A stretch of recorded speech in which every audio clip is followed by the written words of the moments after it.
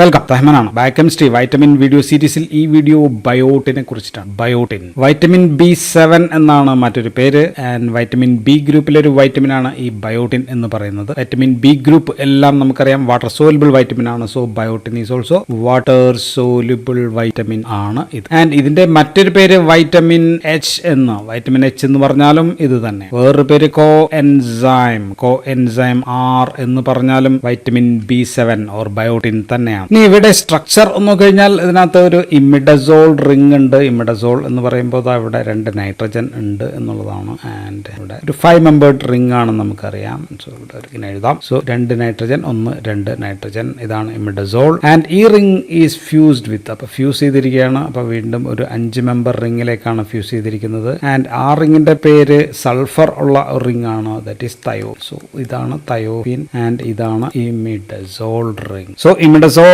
Plus thiophene ചേർന്നതാണ് ഇതിന്റെ basic ring എന്ന് പറയുന്നത്.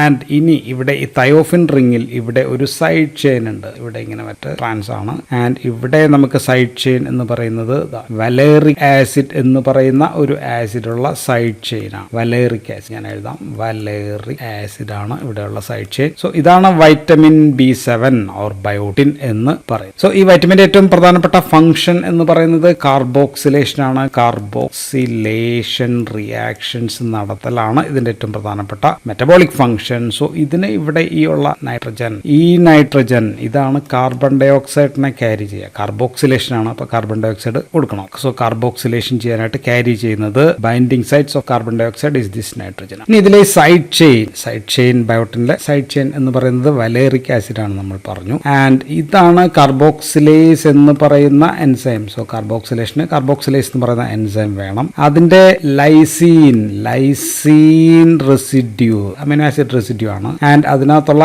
എപ്സലോൺ അമിനോ ഗ്രൂപ്പ് ഉണ്ടാവും. സോ ഇവിടെ ഒട്ടിച്ചേരുന്നത് ഈ വലേറിക് ആസിഡ് ഭാഗമാണ്. സോ കാർബോക്സിലേഷൻ റിയാക്ഷൻ നടത്താൻ വേണ്ട ഫാക്ടർ ആണ് നമ്മുടെ വൈറ്റമിൻ B7 ഓർ ബയോട്ടിൻ എന്ന് പറയുന്നത്. ഇനി ഈ വൈറ്റമിൻ B7 നമ്മുടെ ശരീരത്തിൽ 3 ഫോമിൽ നമുക്ക് കാണാം. ഒന്ന് വെറും ബയോട്ടിൻ ആണ്, സിമ്പിൾ ബയോട്ടിൻ ആയിട്ട് നമുക്ക് കാണാം. ഭക്ഷണത്തിൽ നിന്നും മറ്റും ലഭിക്കുന്ന ഫോം ഇതാണ്. സോ ട്രാൻസ്പോർട്ട് ചെയ്യുന്ന ഫോം ബയോട്ടിൻ ആണ്. And this form is inactive ആണ് എന്നുള്ളതാണ്. രണ്ടാമത്തെ ഫോം എന്ന് പറയുന്നത് ബയോസൈറ്റിൻ ആണ്. ബയോസൈറ്റിൻ എന്നാണ് ഇതിന്റെ പേര്. ആൻഡ് ഇതിനകത്ത് എന്താ ഉള്ളത്? ബയോട്ടിൻ ഉണ്ട്. ബയോട്ടിൻ പ്ലസ് ലൈസീനും കൂടി ചേരുന്നതാണ് ബയോസൈറ്റിൻ എന്ന് പറയുന്നത്. ആൻഡ് ഇത് ബയോട്ടിന്റെ ഡൈജഷൻ സമയത്ത് ഉണ്ടാകുന്ന ഫോമാണ്. സോ ഡ്യൂറിങ് ഡൈജഷൻ സമയത്ത് ഉണ്ടാകുന്നതാണ്. ആൻഡ് ടാർഗറ്റ് സെൽസിൽ ഇതുണ്ടായിരിക്കും. സോ ഇതിപ്പോ ഒരു ഇന്റർമീഡിയറ്റ് ഫോം ആണ്. ബയോട്ടിന്റെ ഒരു ഇന്റർമീഡിയറ്റ് ഫോം ആണ്. ആൻഡ് അപ്പോൾ ഇതിനെ നമുക്ക് അപ്പോ എൻസൈം ഫോം എന്ന് വിളിക്കാം. സോ അപ്പോ എൻസൈം ഫോം ആണ് ബയോസൈറ്റിൻ എന്ന് പറയുന്നത്. ആൻഡ്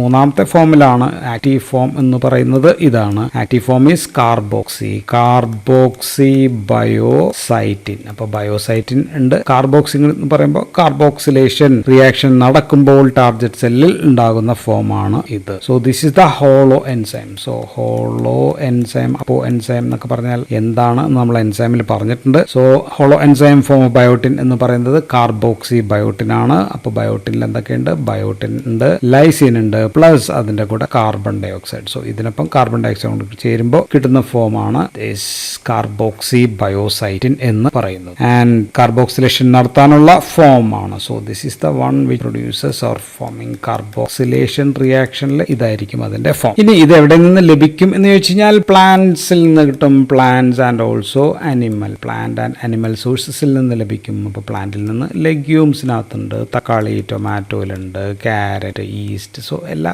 സംഭവത്തിൽ നിന്നും ഉണ്ട്, ഞാൻ എല്ലാം എഴുതുന്നില്ല. ഇതാണെങ്കിലോ മീറ്റ് ഉണ്ട്, ഫിഷ് ഉണ്ട്, ലിവർ ഉണ്ട്, പോൾട്രി, എല്ലാത്തിൽ നിന്നും ഇതും കിട്ടും. ഇനി മുട്ടയിൽ എഗ് യോക്കിൽ B7 ഉണ്ട്. So it's in the egg യോക്കിൽ ഉണ്ട് എന്നുള്ളതാണ്. പക്ഷെ എഗിന്റെ വൈറ്റിൽ, സോ ഇത് എഗ് യോക്ക് ആണെങ്കിൽ ഈ വൈറ്റിനകത്ത് ഉള്ള സംഭവം എന്ന് പറയുന്നത് ഒരു ഗ്ലൈക്കോപ്രോട്ടീൻ ഉണ്ട്. ഈ പ്രോട്ടീന്റെ പേര് ആവിഡിൻ എന്നാണ്.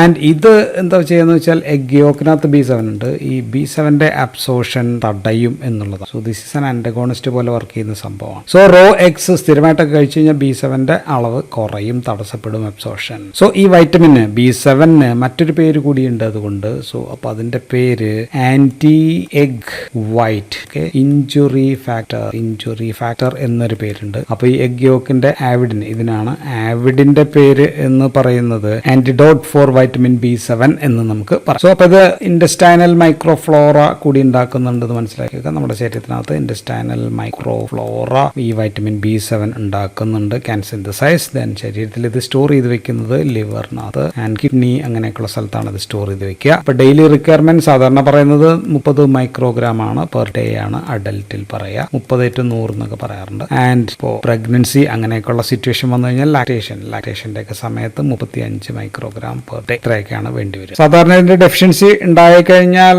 സാധാരണ അപ്പോൾ ഇതിന്റെ ഡെഫിഷ്യൻസി ഉണ്ടാവാനുള്ള സാധ്യത കുറവാണ്, ബിക്കോസ് ഇൻഡസ്റ്റൈനൽ മൈക്രോഫ്ലോറ ഒക്കെ ഉണ്ടാക്കുന്നുണ്ട്. ആൻഡ് കുറഞ്ഞ അളവിൽ മതി സംഭവം, ഭക്ഷണത്തിലൂടെ തന്നെ എല്ലാ ഭക്ഷണത്തിലും സാധനം ഉള്ളത് കൊണ്ട് തന്നെ ലഭിക്കുകയും ചെയ്യുന്നുണ്ട്. അപ്പോൾ ഭക്ഷണത്തിലൂടെ കിട്ടുന്നത് ബയോട്ടിന്റെ പെപ്റ്റൈഡ്സ് ആയിട്ടായിരിക്കും ഉണ്ടാവുക, പ്രോട്ടീൻ ബൗണ്ട് രൂപത്തിലായിരിക്കും വരിക. അപ്പോൾ നമ്മളുടെ ശരീരം അതിനെ ഇൻഡസ്റ്റൈൻ അതിനെ പ്രോട്ടിയോലൈസിസ് ചെയ്തിട്ട് ബയോട്ടിനൈൽ പെപ്റ്റൈഡ്സ് ആക്കി മാറ്റും. ആൻഡ് ഇത് ഇൻഡസ്റ്റൈനിലുള്ള ബയോട്ടിനിഡേസ് എന്ന് പറയുന്ന ഒരു എൻസൈം വഴി അത് ഫർദർ ബയോട്ടിനായിട്ട് മാറും, ബയോട്ടിനെ റിലീസ് ചെയ്യും. ഇനി ബയോട്ടിനിൽ ലൈസീൻ ആയിട്ടാണെങ്കിൽ അങ്ങനെയാണെങ്കിൽ ബയോസൈറ്റിൻ ആണ് ആവുക, ആൻഡ് അങ്ങനെയായിരിക്കും സെല്ലെത്തുക. ആൻഡ് ബയോസൈറ്റിനേസ് എന്ന് പറയുന്ന എൻസൈം വഴി വീണ്ടും അത് ബയോട്ടിൻ ആയിട്ട് മാറും. ആൻഡ് ഫൈനലി ബ്ലഡിലൂടെ ടാർഗറ്റ് സെല്ലിനകത്തേക്ക് എത്തും. അപ്പോൾ ഇനി ഇവയ്ക്കിടെ ബയോകെമിക്കൽ ഫങ്ഷൻസ് അല്ലെങ്കിൽ ജസ്റ്റ് ഫങ്ഷൻസ് പറഞ്ഞു കഴിഞ്ഞാൽ നമ്മൾ ഓൾറെഡി പറഞ്ഞു, കാർബോക്സിലേഷൻ റിയാക്ഷൻസ് നടത്താൻ വേണ്ട കോ എൻസൈം ആയിട്ട് വർക്ക് ചെയ്യലാണ്. So it's A multi enzyme complex ആണ് ഈ കോ എൻസൈം എന്ന് പറയുന്നത്. ഇതായിട്ട് പ്രവർത്തിക്കലാണ് ഇവിടെ പ്രധാനപ്പെട്ട ഫംഗ്ഷൻ. ഇപ്പോൾ കാർബോക്സിലേഷൻ റിയാക്ഷൻ നടത്താൻ 3 കാര്യങ്ങൾ വേണമെന്ന് നമ്മൾ കാർബോക്സിലേഷൻ റിയാക്ഷൻസ് ഒക്കെ പഠിപ്പിച്ചപ്പോൾ പറഞ്ഞായിരുന്നു. 1 ഈസ് A, 2 B,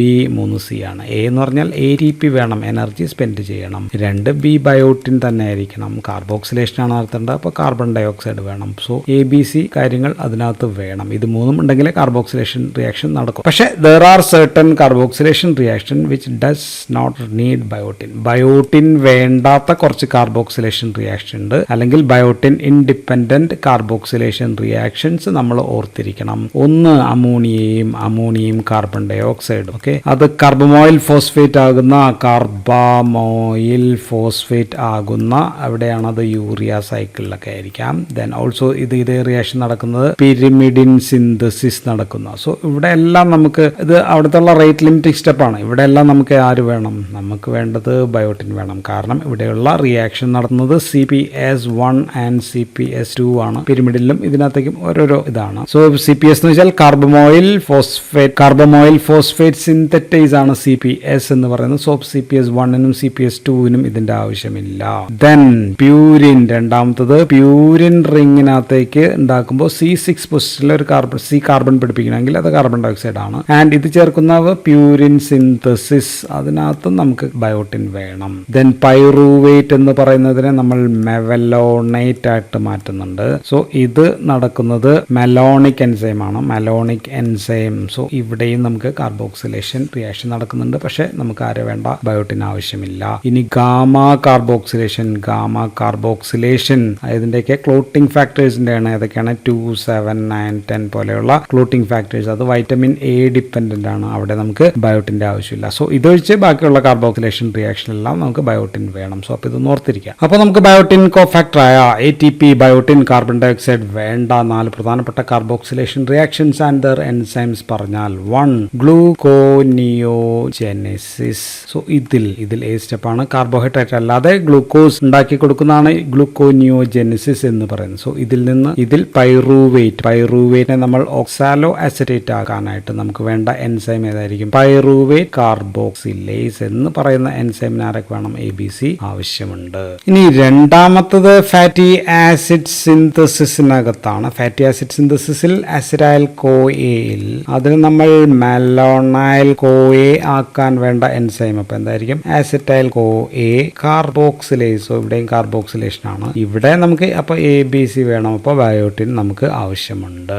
മൂന്നാമത്തത് ബീറ്റ ഓക്സിഡേഷൻ ആണ്. ബീറ്റ ഓക്സിഡേഷൻ എവിടെയാണ്? Of odd chain fatty acid. Odd chain fatty ആസിഡ്സിന്റെ ബീറ്റ ഓക്സിഡേഷൻ. ഉദാഹരണം പ്രൊപ്പിയോണൈൽ കോയെ നമ്മൾ മാറ്റുന്നത് ഡിമീഥൈൽ മെലോണൈൽ കോയെ ആയിട്ടാണ് മാറ്റുക. അപ്പൊ വേണ്ട എൻസൈം എന്തായിരിക്കും? പ്രൊപ്പിയോണൈൽ കോയെ കാർബോക്സിലേസ് എന്ന് പറയുന്ന എൻസൈം ആണ്. അവിടെ നമുക്ക് ABC വേണം, അപ്പോൾ ബയോട്ടിൻ നമുക്ക് വേണം. ആൻഡ് ഈ മെലോണൈൽ കോയാണ് പിന്നീട് സക്സിനൈൽ കോയെ ആയിട്ട് മാറുന്നത് ആൻഡ് ഗോ ടു TCA സൈക്കിളിലേക്ക് പോകുന്നത്. ഇതാണ് സംഭവം. ആൻഡ് നാലാമത്തെ റിയാക്ഷൻ എന്ന് പറയുന്നത് ലൂസിൻ എന്ന് പറയുന്ന അമിനോ ആസിഡിന്റെ മെറ്റബോളിസത്തിലാണ്. ഇവിടെ ബീറ്റാമീഥൈൽ ക്രോട്ടോറൈൽ കോയെ എന്ന് പറയുന്നതിനെ നമ്മൾ ബീറ്റാമീഥൈൽ ഗ്ലൂട്ടാകോറൈൽ കോയെ ആക്കി മാറ്റാം. സോ ഇതാക്കാനായിട്ട് നമുക്ക് വേണ്ടത് അപ്പൊ ബീറ്റാമീഥൈലാണ്. ബീറ്റാമീഥൈൽ ക്രോട്ടോണിൽ കോയെ കാർബോക്സിലേസ് എന്ന് പറയുന്ന എൻസൈമാണ്. ഇവിടെ നമുക്കപ്പോൾ ABC ആവശ്യമാണ്. സോ ഈ 4 എൻസൈമും പ്രവർത്തിക്കാൻ നമുക്ക്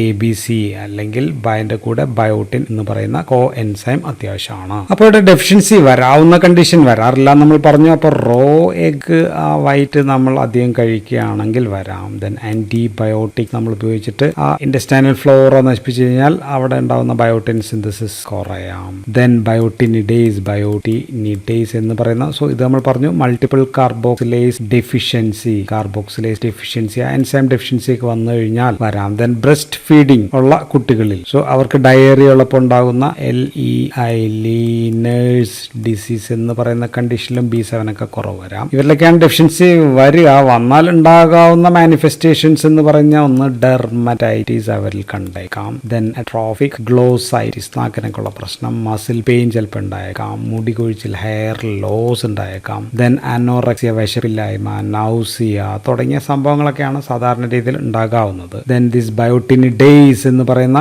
എൻസൈം നമ്മൾ പറഞ്ഞു അത് ക്രോമസോം നമ്പർ 3 ഇതിന്റെ ജീനൊക്കെ ഉള്ളത്. സോ അവിടെ എന്തെങ്കിലും ഡെഫിഷ്യൻസി ഒക്കെ വന്നു കഴിഞ്ഞാൽ അപ്പോൾ 2 to 5 months ആകുമ്പോൾ തന്നെ അതിന്റെ ഡെഫിഷ്യൻസി ഒക്കെ കുട്ടികളിൽ മാനിഫെസ്റ്റ് ചെയ്യാം. അപ്പോൾ ഡെവലപ്മെന്റൽ ഡിലേ ഉണ്ടായിരിക്കാം, ഹിയറിംഗ് ലോസ് ഉണ്ടായിരിക്കാം, സീഷേഴ്സ് അവരിൽ കാണാം, ഹൈപ്പോട്ടോണിയ, ദെൻ പ്രത്യേകതരം സ്മെൽ ഓഫ് യൂറിൻ, അതിന് നമ്മൾ ടോം കാറ്റ് യൂറിൻ കളർ എന്നൊക്കെയാണ് നമ്മൾ പറയുക. സോ ഇങ്ങനെയൊക്കെയുള്ള പ്രശ്നങ്ങളാണ് ഇവരിൽ ഉണ്ടാവുക ഈ enzyme deficiency because of genetic പ്രശ്നങ്ങൾ വന്നു കഴിഞ്ഞാൽ. ഇനി പല എക്സ്റ്റേണൽ പ്രിപ്പറേഷൻസിലും നമുക്ക് ബയോട്ടിൻ കാണാം എന്നുള്ളതാണ്. പല ഷാംപൂ അല്ലെങ്കിൽ കോസ്മെറ്റിക് ക്രീംസ്, ഹെയർ ലോസിനൊക്കെ ഉള്ള മിക്കവാറും ക്രീമിനകത്തൊക്കെ B7 കാണാം. പക്ഷെ ഒരു പ്രശ്നമുള്ളത് this is not been absorbed from the സ്കിന്നിൽ നിന്ന് ഇത് അബ്സോർഷൻ വളരെ കുറവാണ് എന്നുള്ളതാണ്.